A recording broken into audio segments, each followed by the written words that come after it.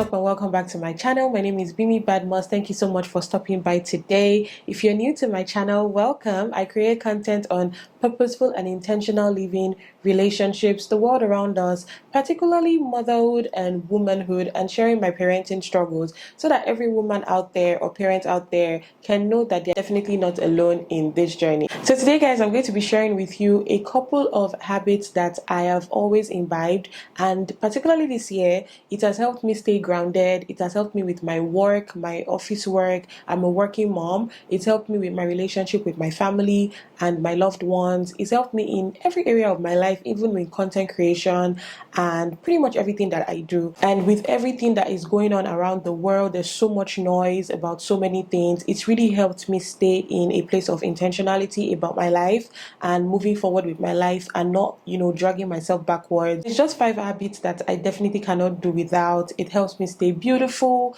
It helps me think, come up with ideas and, things like that. So if you're interested in this, just keep watching. So the first habit is the habit of drinking water. Yes, it may not seem like a big deal to you, but anyone that knows me knows that this is an absolute big deal to me, and I'm so proud of myself for this year because drinking water has never been something that I have loved doing. I just don't like water. It doesn't have any taste, but I know that it's bad for me. I realized that for a couple of years now, and I've been trying, and this year I have done so well with drinking water. There was once a year that I bought a carton of water. I was in college then. I bought a carton of water when college started, I think around like August, for that semester. And when I was moving out of that apartment by December, I still met an half carton of water.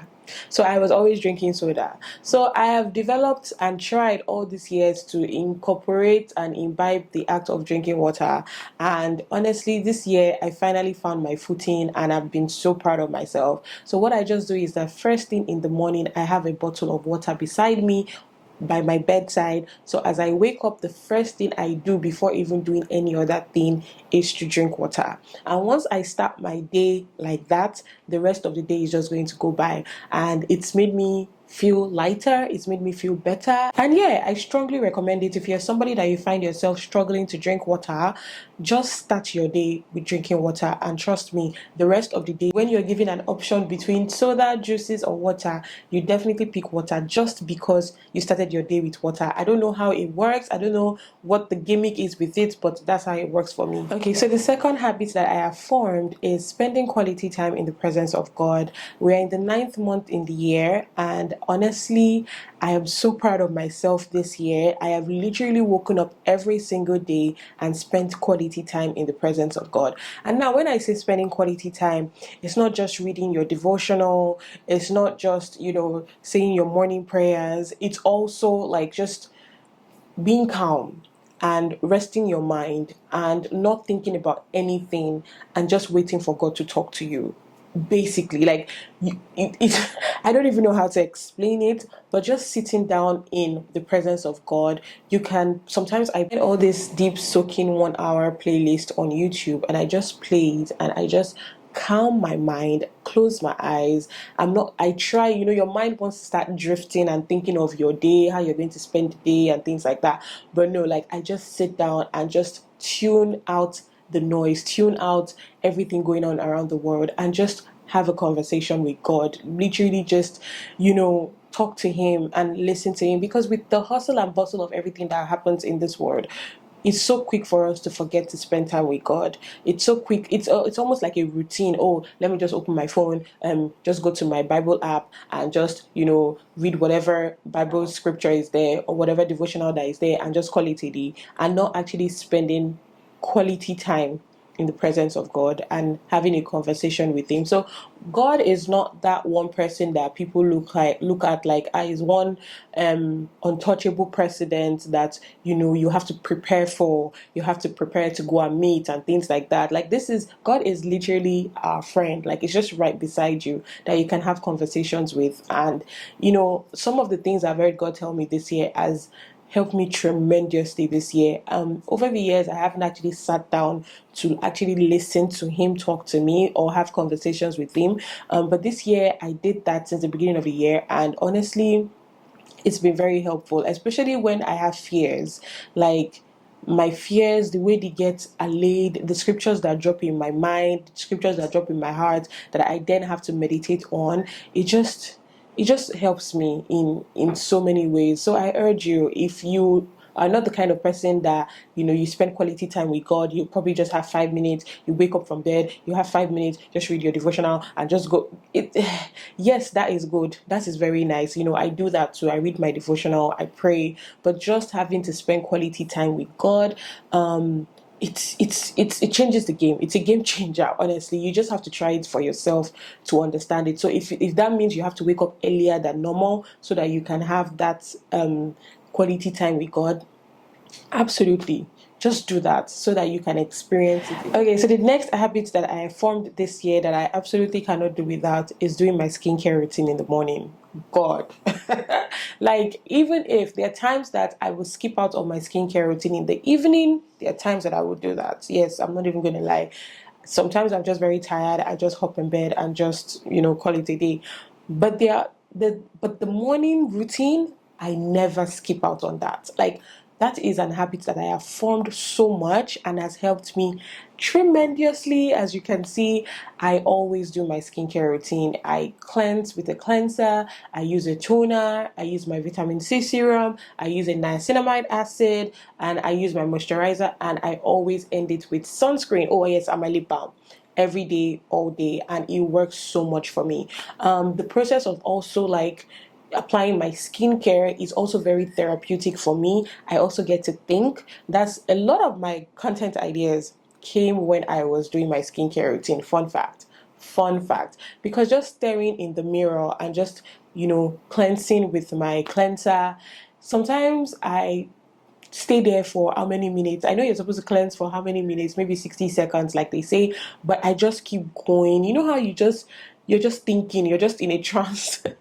you're just thinking, and you're just doing it. It just feels so therapeutic for me. Like, I almost cannot do without it. Even if there's no light, there's no good electricity, or there's no fan to dry me, I just pack my things and go into the car, turn on the AC, and I'm just doing my skincare. I absolutely cannot do without it. It makes me feel beautiful. It makes me be happy. Like, I feel like I can't imagine going a day without doing my skincare. Like, I'm wondering what kind of day that would be for me. I'm probably going to be cranky.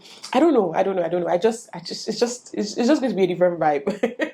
So yeah, you don't even need to use expensive products. That's one thing I've noticed about this whole skincare routine thing. You don't have to use the most expensive products. You don't have to buy all the products that you see in the market that everybody's marketing. You don't have to do that. You don't have to use 20 products at once like you see other people do. There are people that use just 3 products and they're fine with it. The most important thing is that you cleanse your skin, you use your cleanser, you cleanse your skin, you use a toner or your serums. Some people don't even use serums. Some people just use only vitamin C serum. I use vitamin C and niacinamide, and that's it. Like, I've tried all these other years, I've tried incorporating so many other things, and I just found out that they were even bad for like my skin barrier and things like that. So I just stick to what works for me, and this is what works for me. And I know the importance of the serums that I'm using. And then I use a moisturizer, a lightweight moisturizer, and then I finish with a sunscreen. That's it.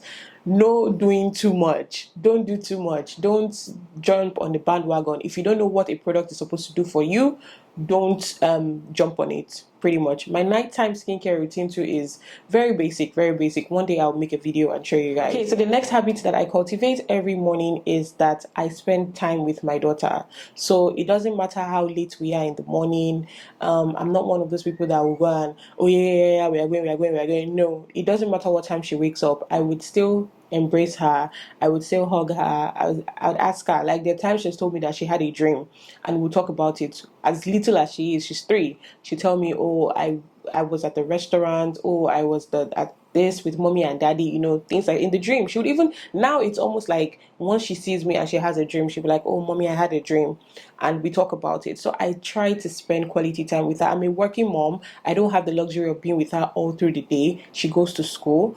So the little time that I can get with her in the morning and in the evening when I come back, I cherish it a lot, and I know that it goes a long way for the both of us. For her, knowing that our mom is always going to be there for her, and she can talk to me about anything. I cherish those moments a lot, and I cannot change it for any other thing. That's a very good habit. So spend quality time with your children. It doesn't matter how many hours in a day you get to be with them, just spend quality time with them. The next habit I also cultivated actually this year when I'm driving to work is to listen to uplifting music. So in the past, what I used to do was listen to the radio.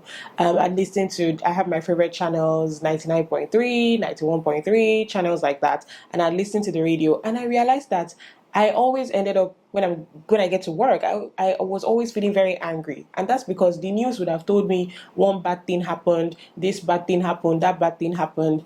And earlier this year I just said, you know what?